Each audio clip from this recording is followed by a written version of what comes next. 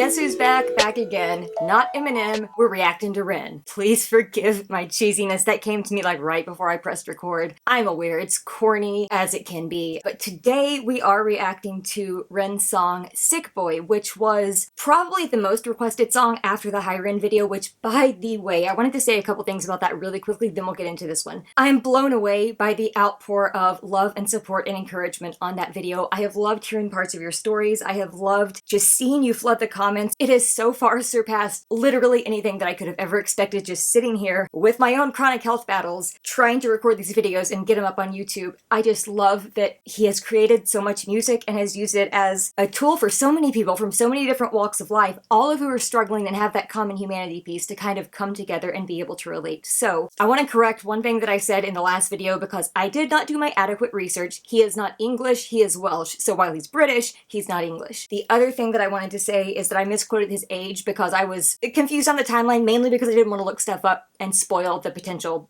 first watch of High Ren for me. I do know that he's going to be now, I think 33 on March 29th, which is just like a year and a half-ish younger than me. So like I really relate to all of his stuff on a super deep level. And today we're doing Sick Boy. I think I'm going to do Chalk Outlines next. I know that both of those are pretty serious songs, but I've also heard you guys say that he has a lot of like rappity rap stuff, and I geek out over rap analysis. I geek out over that. I will say with these emotional songs, I tend to get wrapped up in the emotion simply because I relate to this subject material so much. That is why I do tend to pause it pretty frequently. Now, I try to be conscious not to do that, but one caveat is my own brain damage, my own issues that have caused by chronic illness, my own brain fog and all of that. It's likely that if something resonates with me and I forget to mention it in the moment, I will forget it by the time I've let more of the song play. So trying to get better about that. Thank you for sticking with me. I really appreciate everyone who has stopped by. And yes, the choice of shirt today was very strategic. One of my friends who also struggles with Lyme disease designed these years ago, and I thought it was only appropriate to represent the battle that went undiagnosed so long for Ren and for me and for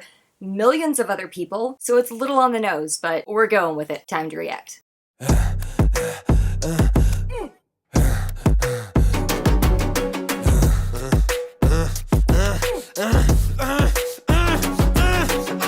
Ren. Thank you.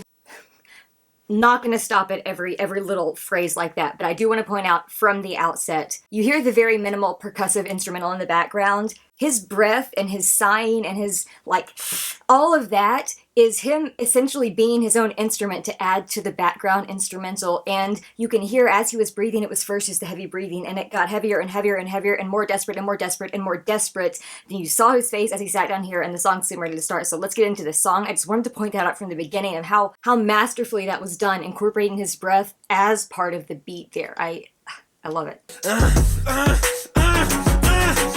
Hi, Ren. Thank you for coming in today. Thanks for seeing me. Looking at your file here, it seems there's a very apparent interplay with your emotional state and your physical body. Have you ever heard of the trauma response? I don't think so. Basically, our bodies can get stuck in a negative feedback loop. Our subconscious can repeat patterns from the past, which can have a pretty drastic downstream effect on our biology. Essentially, your mind is making music. Okay, so that's the angle we're taking here. That's what this song is about. I knew the general thing of it because you all commented. I don't go search out analysis or meaning or anything until I'm able to react myself. That whole little thing there that person who is representing the health system, I'm assuming, was analyzing him. Specifically, she seemed like a psychiatrist, psychologist, mental health type profession. Here's the thing. The trauma response, your body does remember adverse experiences and it can manifest in physical ways. However, in my decade plus of chronic physical illness and in my 20 years plus of having an eating disorder and other mental illnesses, I can't tell you the number of times that my physical complaints have been ignored and pushed away and discounted, and how many times I have read my doctor's charts and they have used these fancy words to try to trick me, but when in reality they're communicating to other doctors in code saying, oh, this is all psychosomatic. They don't use that word because I know that word, but I'm blanking on the word that they actually used to try to trick me. Didn't trick me because I looked the word up and I realized that this one doctor, and it's happened multiple times with this specific instance, he was saying, it's all in your head. All your physical stuff, your stuff that's literally keeping you bedridden, unable to leave your house, unable to walk, having to crawl around. It's all in your head. It's all just a trauma response. Yeah, it's all in your head. And I can see he's getting ready to go off here. Oh God, this is gonna be another rough one. In the best way, but sheesh.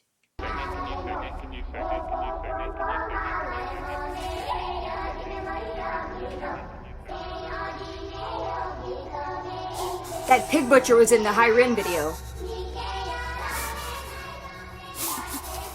you see him sitting there like this, and like, I almost can't not mirror his reactions. I was sitting here cringing a little bit. Part of that is because things that flash on the screen really quickly, like the flashes of the person that's in the butcher wearing a pig's mask, which has way too many levels of imagery to dive into right at this moment. The way that that was flashing on there, the way that they were flashing the psychologist or psychiatrist's face there and showing her speaking really quickly. All of these background vocals here, I think they're supposed to symbolize all of the things that you hear. You can't really tell what the background vocals are saying in this pitch, so it's like you're being told all this stuff from all of these professionals, from all of these doctors, and you know that what you're experiencing is not in your head. You know it's very real, yet they're all trying to convince you that it's just psychosomatic, that it is just in your head, that you're not dealing with very real physical illnesses that you very much are dealing with. And oh, it's really hard to not just like embody his posture here and embody his physical reactions, because he's conveying so well what it feels like, as he did in the other video. I can't wait to keep digging into more of his stuff.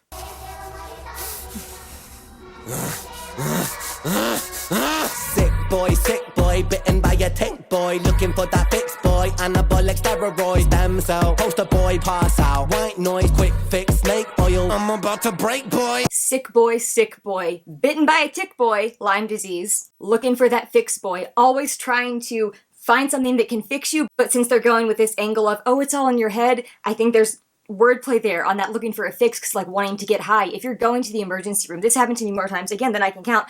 I am flagged on one of my hospital charts as a drug seeker, and then I had one doctor explain to me one time, not the person that wrote that, said, no, guess what, you're not a drug seeker. You are a relief seeker. You are looking for answers, and they would not help you in your very real physical pain. I think that's what he's going with there, looking for something that can fix his physical health problems, but also being told that he's just looking for the next high, just looking for the next drug fix, just looking for fill in the blank here. And then he went on to say stem cell, poster boy, pass out, white noise, quick fix, snake oil, I'm about to break boy. Like the number of things that as soon as you share that you are dealing with something, whether you have a diagnosis or not, there will be so many people coming from the woodwork, not just the medical professionals, but literally everyone, especially on social media, saying, do this type of yoga, drink this celery juice, do this here, do that, giving you all of these remedies that may or may not help, especially if you don't really know what's wrong with you, but they're most likely not going to cure you. And at the end of that line, he said, I'm about to break boy. Like all of these quick fixes that people tout, all of these things that should cure you, they just don't. And it does make you feel like you are just about to break and snap in half. I'm gonna rewind it just a little bit to get back into the transition. White noise, quick fix, snake oil, I'm about to break boy. Oh, what a shame, he's in pain, have another go. Take another pill, here, take a couple more. Let's see how you're doing in another week or so. You'll be feeling worse when the side effects will show. Mentioned this in the last video because there was a reference to it. They're like, here's another pill. Your pills aren't working. Here's another one to take care of all the problems you're having from these other pills. And by the way, the side effects are going to really take you down, but still you should just blindly listen to me and take all of the meds that I'm throwing at you by the fistful. Feeling worse when the side effects will show. Derealization, medical patient, losing patience with the process, walking hand in hand with Satan, complications with the medication, inflammation, dehydration, inhalation, aggravation, building up a toleration. Oh my gosh! Oh my gosh, that rhyme scheme. Did you hear that? Did you hear that rhyme scheme? I'm gonna look at the words here because I don't want to quote it wrongly, but that rhyme scheme there was amazing. Derealization, medical patient, losing patience with the process, walking hand in hand with Satan, complications with the medications, inflammation, dehydration, inhalation, aggravation, building up a toleration. That constant alliteration, the consonants, the assonants, the rhyme scheme there is just so intricate, and he delivers it so perfectly and so cleanly. And not to mention, you're talking about all of these things like derealization, Lyme disease, and all of these other things that he's dealing with and that I've dealt with and that so many are dealing with, really can put you into that place of not really knowing what's real in life and having these medical professionals even, he's a medical patient, losing patience. I love that play on words, by the way. I have a poem that I wrote, gosh, almost 10 years ago now, that is titled, I Am a Patient, and it starts out saying, I am a patient, but I am not patient. I've been patient for far too long. So that play on words there, that like medical patient, losing patience, totally get it. Losing patience with the process, walking hand in hand with Satan. I don't necessarily think that that's literal as we've discovered in High Ren. He loves using a lot of religious imagery and metaphors and stuff. So I think walking hand in hand with Satan there is just like feeling like you're literally walking with death, walking alongside this demon that is just clouding your life, and you cannot get the help, and you are really losing patience with the process. And there are so many complications, as we already said, with all the medications that are not necessarily the right medications for you, especially if you don't have an accurate diagnosis. An inhalation, aggravation, building up a toleration. Drown, soccer, drown, soccer, drown, soccer, drown. I've been feeling like I'm drowning with my feet upon the ground. I've been screaming, I've been shouting, but I never make a sound. looking for a way out, but I always seem to drown. Is this all making sense, Ren? Yeah, I think so. Good. This guy, man. This guy! This guy! How's it taken me so long to discover this guy? In one way, I'm glad because I get to go on this journey and share it with all of you, and this is just the second song, and it's been a great journey so far. I also wish I had heard all this stuff before because, man, I love his music and I love his story, and he's just so good. And when he was looking at himself in the mirror there, just holding onto the sink and just like staring at himself in his reflection, he was saying, drown, sucker, drown, sucker, drown, sucker, drown. I've been feeling like I'm drowning with my feet upon the ground. I can't tell you again the number of times I've stood in front of my mirror, whether it is due to eating disorder recovery and that voice telling me that what I see in the mirror is the worst possible thing that I could be seeing at any given point in time, or whether it has been the years of physical illness that the number of times I've looked in the mirror and I've looked up and I'm like, I don't recognize this face looking back at me because it doesn't look like me, because all of the life has been sucked out of it, all of the joy had been sucked out of it, all of the personality had been stolen by illness that went undiagnosed and misdiagnosed for so long and then just ravaged my body and my brain and my life. And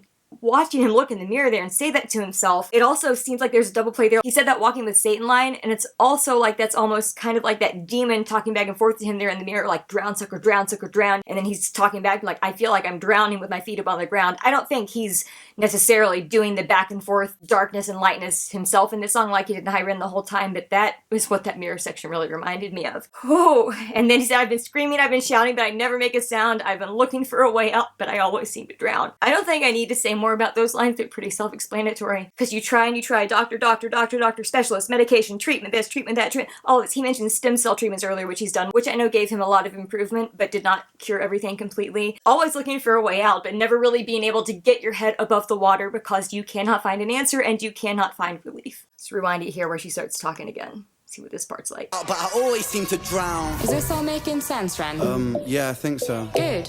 What I propose we do is we try to pinpoint the exact experiences from the past that are keeping you stuck. What can you tell me about your childhood? I can't really think. It's okay if nothing comes up right away. What I'd like you to do is take some deep breaths with me. In and out.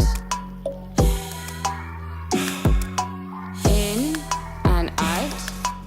Okay, again, I love the way that they're incorporating his breath there as part of the beat. Also, I think what we're seeing here, this person who is playing this like psychologist type role, they keep like flashing to it being the person with the pig mask on and the butcher's outfit and all that, and I think it's a metaphor here for the medical system is butchering you. But they're all couching it in these people who are talking so nicely. And how are you feeling? Does this all make sense now? Well, let's see in a week how you feel, but just breathe in and out. It's okay if you don't think of anything immediately because it's definitely only the stuff that happened in childhood that is causing all of your physical problems. Again, I am not minimizing the effect that trauma can have on our physical bodies because I know I deal with a lot of that as well. It also doesn't mean that you can't also have physical problems that are totally separate from that. And the system a lot of times refuses to acknowledge that because it's all about money, whatever country you live in. Good.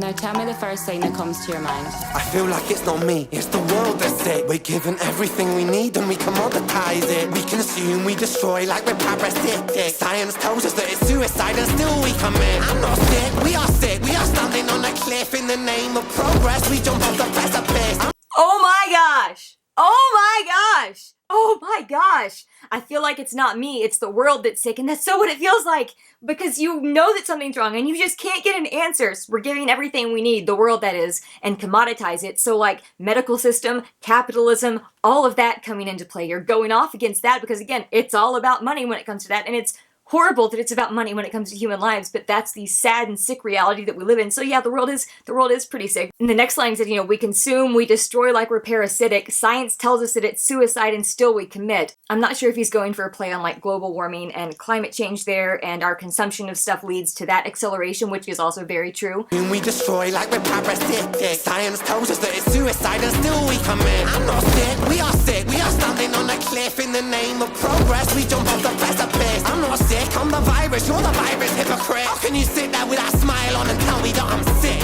Sorry, I gotta give myself a hug there for a second.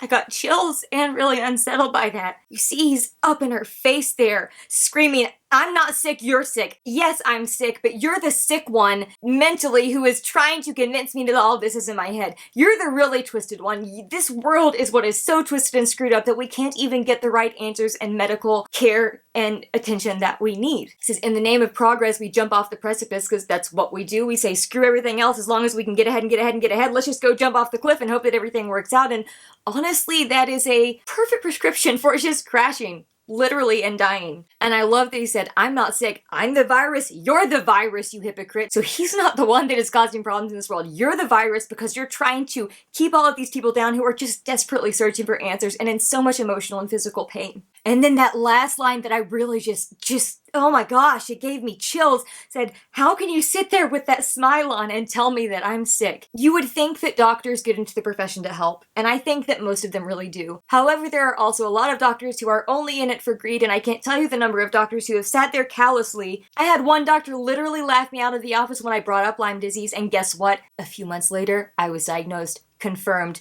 and then I've been getting treatment for it in the years since. That was a decade ago. I was literally laughed at by this doctor. He said, you aren't displaying these classic symptoms, and that was literally the list of symptoms that my husband and I had just shared with him, and my husband said, what exact symptom on that list is she not explaining? And he laughed it off. He's like, well, you know, we don't have Lyme in Kentucky, which is a lie, by the way. It is in every state. It is in many countries. That line about, how can you sit there with that smile on and tell me that I'm sick? Because that doctor specifically was telling me, yeah, you're sick, but it's nothing that you think it is, even though that's exactly what it was. It's the stuff that I had really had to work hard to figure out on my own and hope that I could find a provider who is knowledgeable. Sit there with a smile on and tell me that I'm sick. Sick boy, looking for a fix, boy. Push it down in public, quick pose for the pic, boy. Record label meetings that commodify your gift, boy. Why you so upset? Don't you wanna be a rich boy?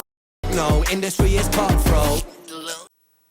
Again, sick boy looking for a fix boy, and you can see that imagery there. It's like he's in the crowd there signing autographs, people handing all these papers there, saying push it down in public, quick, pose for the pic boy, because you can't let people know that something's going on, because then they're just going to be told that you're making a little bit in your head, and they're going to think that you're faking too, even though you're not. And then they said record label meetings that commodify your gift boy. Like, I know that he was dropped from his record label when he was diagnosed with Lyme. I know that. That line, I think, has so many layers to it that it would take me too long to get into it and dissect right now. But that, again, just the wording is just so precisely perfect for explaining. They said, why are you so upset? Don't you want to be a rich boy? It doesn't really matter how much money you're making if you're constantly being gaslit by professionals who are supposed to help you and you're living in what feels like living hell every day because you cannot see hope, you cannot see a future that's not pain and suffering. Industry is cutthroat. I've been doing bits by myself, swimming backstroke, walking on a tightrope, rapping with a slit throat. The way that we persist is like the ending of a bad joke. I can't even, oh my gosh. First of all, the look on his face there, like, way intense. So again, the imagery, he said, no, the industry is cutthroat, and he did that line there. He's been doing bits by himself, swimming backstroke, meaning he's fighting against the current, he's doing things on his own, he's doing things not in the way that they're traditionally done with a label, and he's still getting his message out there. Millions of people are finding and resonating with his message and his music and connecting to it in ways that they may not be able to otherwise if he didn't have such a powerfully relatable message. And I just love that he's putting all of this into lyrics and into songs so that he is able to connect with so many people. And then when you talk about like the walking on a tightrope, rapping with a slit throat, he was using that imagery there. It was kind of graphic, but again, like the breathing at the beginning, the breathing sort of in the middle there. Think about how hard it is to just breathe when there is something like choking you or something that is hurting your throat or stuck in your throat or whatever. Can you imagine trying to rap, I think what he's going for is live life at whatever pace, trying to deliver that rap while you've got a slit throat and you're sitting there and you can barely even breathe, but you're still expected to do this stuff. You're still expected to push it down in public and do your stuff because record label needs the money or else they're cutting you off. And that's what happened. And then the way that we persist is like the ending of a bad joke is just a deeper line than I think I was expecting, because it really is like the ending of a bad joke, because so many times I've laid here in bed saying, God, I can't take this anymore. I can't take this pain. I can't take this suffering. I don't feel like I have a purpose in this life. Please just take me home. I don't want to live this life anymore. I don't want to take my own life, but I cannot live this life anymore. Please just let it end. And thankfully he has not. That is such a blessing to me, but I can relate to that line so much. The way that we persist is like the ending of a bad joke, because a bad joke sucks. And you really, when you can't see a life that's not pain and suffering, you almost would rather just not exist. And the fact that you're alive does feel like someone's playing a really bad joke on you. Oh boy. Persist is like the ending of a bad joke. As the people evolve, we're complacent to assailants and we do what we're told. Counterintelligence, a sight to behold. The earth of all resources and we bleed it for gold, and we bleed it for wealth. I know I keep pausing it. Like I said at the beginning, if something resonates, I will 100% forget to mention it. So I know that there's some of you out there that don't like the pausing. I'm giving my reaction. It doesn't, for me, take away from watching the video and experiencing it myself. I'm hoping if you're watching my reaction video, you're familiar with the video and the song itself, so it doesn't ruin that part for you. But what he is saying, there's like, as the people evolve, we're complacent to assailants. Again, that consonance and assonance that is going through that alliteration, that flow. As the people evolve, we're complacent to assailants and we do what we're told. Like that, just that flow is just so good. And it is also so true, because we are told that if someone is wearing a white coat, if someone has the letters MD or DO or whatever other medical acronym by their name, we're just supposed to take their word and trust them and believe that whatever they say is the actual right thing for us, for our life, for our health, even if sometimes and very often it is very much not. Counterintelligence, a sight to behold. That could go a lot of different ways too. I'm thinking one meaning of that may be that if you try to come and say, no, let me ask you a question. If say, maybe I've got something like this going on. Can we explore this as an option? And then someone says, no, it's all in your head. Let's just go back to throwing medication at you. Could be off on that. That's one meaning that I'm potentially getting there though. And we bleed it for wealth, we bleed it for fame. But when you bleed it, can you tell me what the will remain? And I bleed in myself, I bleed in my brain. While I'm bleeding, I'm the reason, cause I'm doing the same. So I do think earlier when we were talking about the climate change scenario, that is kind of what he was going with some of the earth metaphors. And I think we're getting into a little bit more of the consumerism, commodity, climate change, destroying the earth type of imagery here. He said essentially steal, I'm substituting that word so I don't fly by YouTube, but steal the earth of all resources and we bleed it for gold and we bleed it for wealth and we bleed it for fame. Heck yeah, that's what happens. We do not give credit to creation for the masterpiece that it is to let us literally live on this planet. We consume, we consume, we consume, we use, we use, we use. We a lot of times don't pay any attention to how that is affecting not only our lives, but the lives of the planet and the lives of anyone that is coming after us. And when he asked that question, but when you bleed it, can you tell me what the heck will remain? Can you tell me what's going to remain if you bleed the earth? Because if we keep bleeding it of all the resources, if we keep bleeding of all this, and everybody's piled up all this money, but like, what are you going to do with the money? If there's nothing remaining on the earth, what the heck are you going to do with all this money that you were so darn intent on amassing? It serves literally no purpose, and you cannot take it to the grave with you. And then those last two lines there, and I'm bleeding myself, I'm bleeding my brain. While I'm bleeding, I'm the reason, because I'm doing the same. There's a lot of stuff there that could be unpacked. I'm not sure if he feels like he is just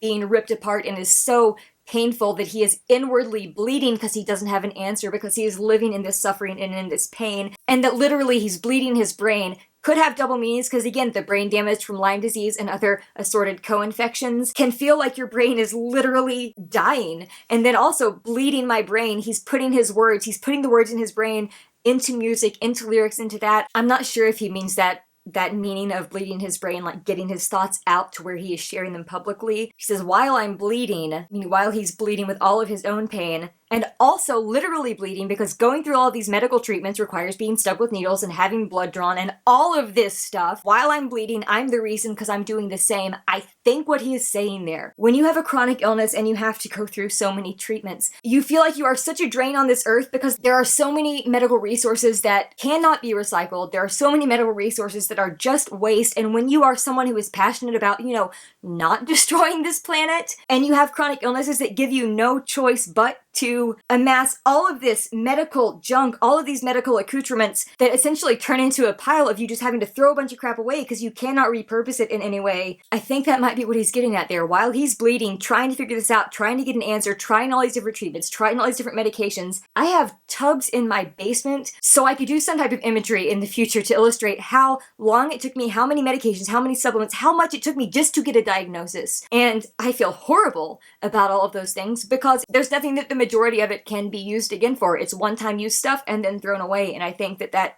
is speaking a little bit to the guilt because like while I'm bleeding, while I'm going through all of this, I don't like doing it, but I'm also a reason that the earth is bleeding because I'm contributing to it, even though it's not by choice with these medical supplies. And he's looking back in the mirror here, so the fact he said, while I'm bleeding, I'm the reason because I'm doing the same. Powerful. All right, let's finish this song out here. Gonna take it back just a little bit and we'll finish it. And I bleed in myself, I bleed in my brain. While I'm bleeding, I'm the reason, cause I'm doing the same. Okay, that was the end. I wouldn't have talked before I let it in at the very end there if I knew that that was the very last line, but I see why you all wanted me to listen to that one too. So very glad to have had so many people request the high brain reaction because it's just led to me being able to connect with so many of you that I otherwise probably wouldn't have. I hope you've been able to enjoy this one. I think I'm gonna do chalk outlines next, and then I'm gonna get into some of his lighter stuff so we can just have a little bit of break from the emotions, but oh my gosh. It's rare. It is so rare. There are a handful of artists over the years who have had a knack for putting words into music, into lyrics, to a beat that perfectly encapsulate my life at whatever point in time they release a song. There are very few who have done it so masterfully well, and I cannot wait to get into more of this. And on that note, I'll see you in the next one. Take care of yourselves.